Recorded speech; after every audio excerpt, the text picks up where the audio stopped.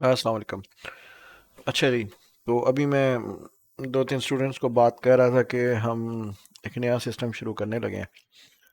Basically जो है, मैं 2021 में जब क्रिप्टो ट्रेड करता था ना, तो मैं तब ना वॉल्यूम काफ़ी देखता था, जिसके लिए मैं सॉफ्टवेयर यूज़ करता था, जिसका नाम है बुक मैप। बेसिकली जो क्रिप्टो है ना, उसकी जो एक्सचेंज है बाइनांस, उसका जो सारा वॉल्यूम का डाटा है ना, वो ओपनली अवेलेबल है। तो उस डाटे का एनालिसिस जो है ना, अगर आपने वॉल्यूम के किसी भी सॉफ्टवेयर से करना हो, जैसे कि बुक मैप हो गया, तो या उसके अलावा जो है ना, ट्रेडिंग जो है लाइट है वेबसाइट, और एक दो और वेबसाइटें हैं जो बेसिकली आपको जो है ना हीट मैप देती हैं कि इस वक्त जो एक्टिव जो लिमिट ऑर्डर्स हैं वो कहाँ लगे हैं। और उसके अलावा एक वेबसाइट है अगर डॉट ट्रेड, जहाँ भी आप देखते हो कि बेसिकली जो है ना बड़े ऑर्डर्स कहाँ एग्जीक्यूट हुए हैं, लिक्विडेशंस किस लेवल पे एग्जीक्यूट हुई हैं, एग्जीक्यूशन देखते हो। तो बेसिकली क्रिप्टो जब मैंने छोड़ी तो उसमें इशू था कि मुझे एक डर था, एक खौफ था कि मेरा अकाउंट जो है ना हैक हो जाएगा, या जैसे क्रैश के अंदर जो है ना कोई प्रॉब्लम होता है, आपके एसएलइन हिट होता है।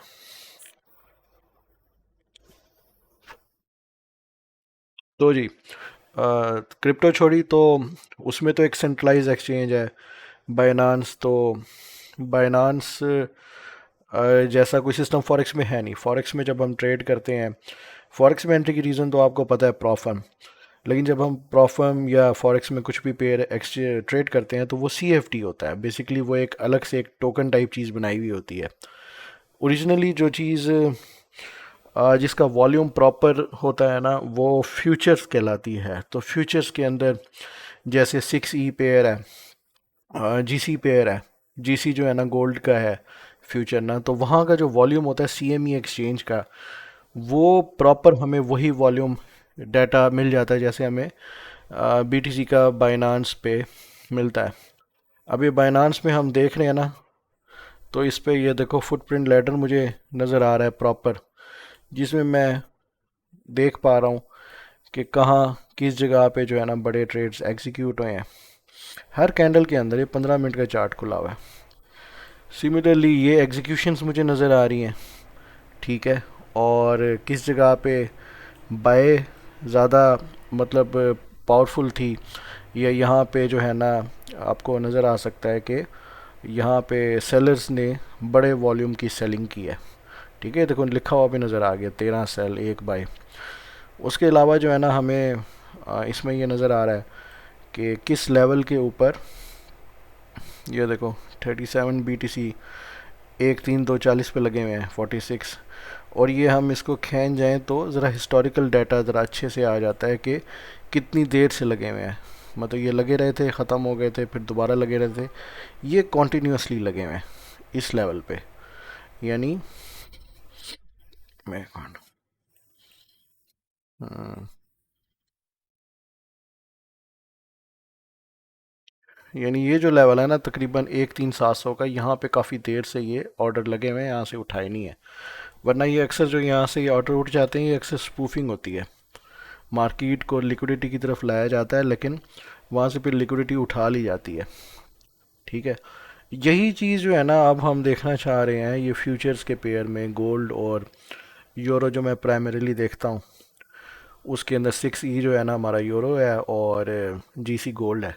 उसके अंदर सेम हम इसी तरह से हीट मैप देखना चाह रहे हैं। वॉल्यूम प्रोफाइल का डाटा तो मेरे पास है, लेकिन यहाँ पे जो ये वॉल्यूम आ रहा है ना, ये प्रॉपर सीएमई का वॉल्यूम है। अभी मैंने इस पे ना एक फीड है जो सीएमई की, वो ख़रीदनी है, डीएक्स फीड जो है ना, जो बेसिकली भी 15 मिनट डिले के साथ आ रही है। तो ये जो मैं परचेज़ करूँगा, $180 है महीने के इसके।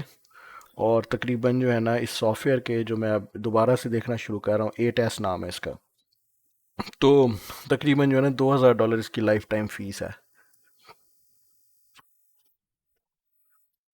तो बात यह है, जो असल बात मैं करने लगा हूँ, कि अगर आपने ट्रेडिंग करनी है मार्केट में, तो इम्प्रूवमेंट लाना अपने अंदर बहुत ज़रूरी है। नहीं तो आप, ये होता है कि मार्केट में पीछे रह जाते हैं। ठीक है, और फिर ये होगा 7,000 आप सफ़र करेंगे।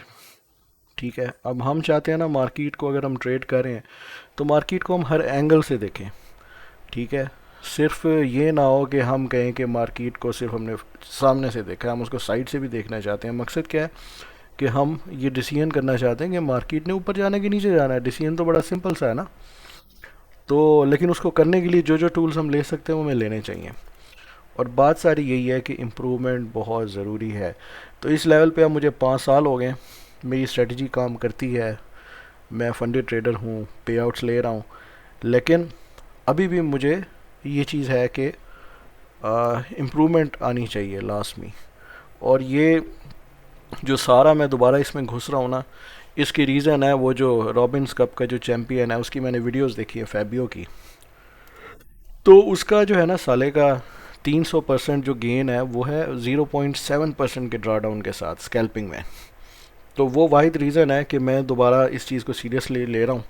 और इसके ऊपर जो है अब मैं ये फीड लेता हूँ इंशाल्लाह। तो अभी इसको बैक टेस्ट कर रहा हूँ ज़रा अपनी स्ट्रेटजी के साथ कि क्या मुझे किस तरह से बेनिफिट है इसमें। तो कोई निकलता है तो फिर मैं आगे रिज़ल्ट शेयर करूँगा।